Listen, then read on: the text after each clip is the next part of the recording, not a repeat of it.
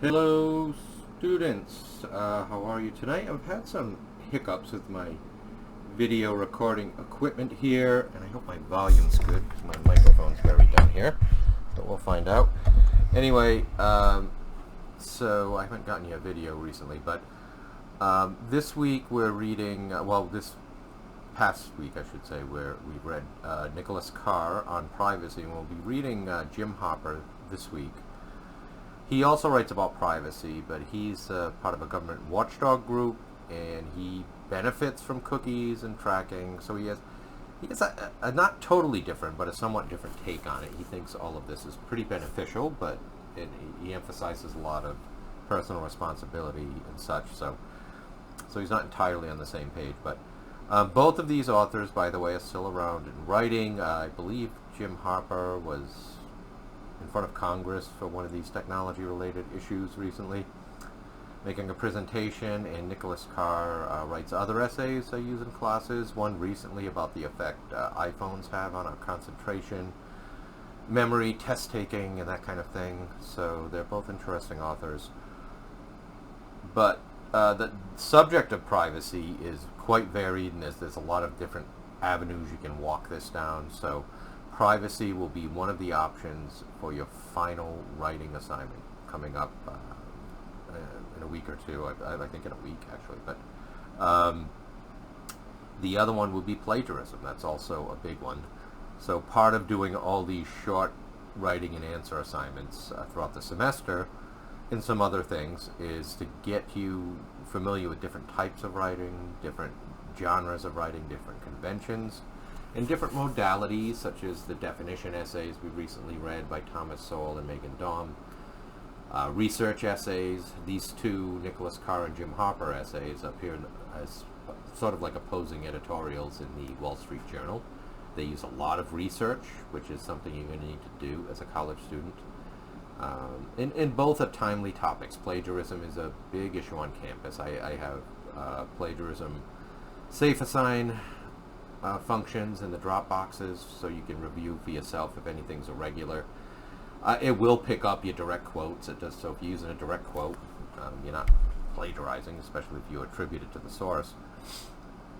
But if you paraphrase too loosely, or don't use direct quotes, or just cut and paste someone else's work in there, obviously that's plagiarism.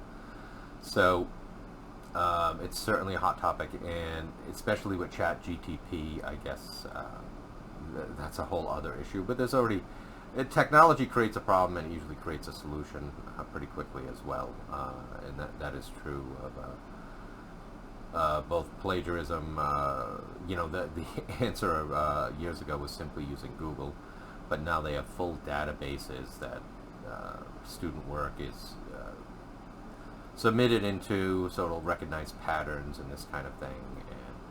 And for a professor of writing like myself, the challenge is to keep the writing fresh, the questions fresh, update things periodically, and or sometimes put something in there that's not going to be easy to find online, because there is a world offline too, and people have been writing for centuries, and not everything is online. And but anyway, privacy and plagiarism are the two topics you can write about.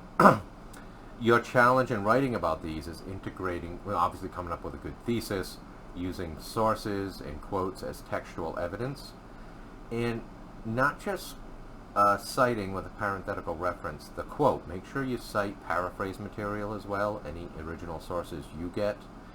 Citing I've taught it in class, and honestly it's tedious. It puts students to sleep.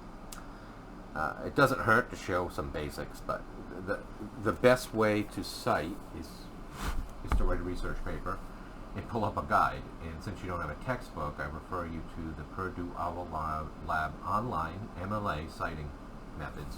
Okay, so because this will help you. There's a lot of ways you can do that. You can put Purdue OWL Lab MLA if you have a specific question. For instance, little things you don't know. If you put the title of an essay, it's supposed to be in little quotes, and if you label a movie or a book or a magazine, that's supposed to be in italics. Not that it's the end of the world if you mess that up, but you know, there are all kinds of little rules that make you look more professional. Integrating quotes and paraphrases properly, that kind of thing. If you have a really huge quote, there's a thing called block quoting, where you indent it and separate it from the text a bit. It used to be single space. I think it has more spacing now, but I prefer the single space, so it really stands out from the text. But if you're talking about a few sentences or so, regular old quotations can do fine.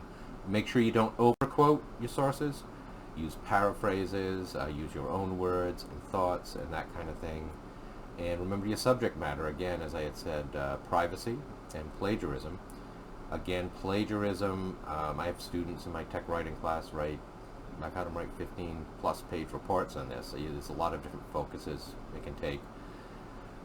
It is unfortunately very common in academia, especially in the age of the internet, but it is fairly easy to catch. Sometimes not, but fairly easy to catch. So I've had plenty of such incidences over the years, and like Colleen Wenke intimates, I found that if it's really serious, it's a small assignment, I have to give students a 0. If it's a major assignment, I usually flunk the class, okay?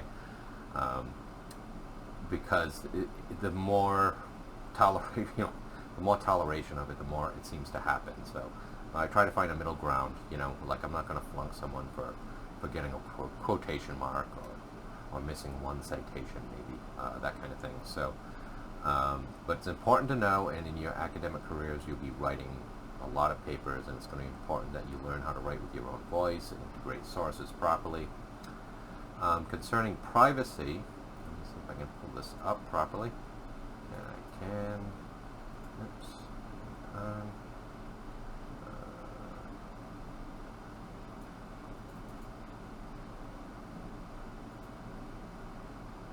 No, it's not going to work. Hang on. I'm just trying to pull up a screen for you here. Let me see if I can do it again.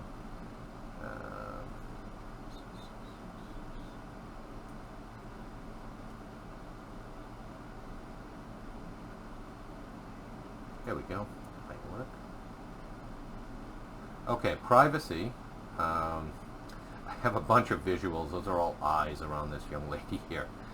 And like I said, I'm having some video trouble with integrating visuals, which I wasn't having too much trouble with, but and I had a nice little pie chart data thing that I can't seem to pull up, but nonetheless, concerning privacy, the meat of the poll is that more people are concerned about it than we think. The majority of the pie chart shows that people are concerned about privacy. Do not like the fact that companies and governments and who knows what these days, tech companies, you name it, are always mining and taking your data. I think evidence of this, I'm sure you have on your computer or laptop a password list, a list of all the different things you have to sign into with different emails, different passwords.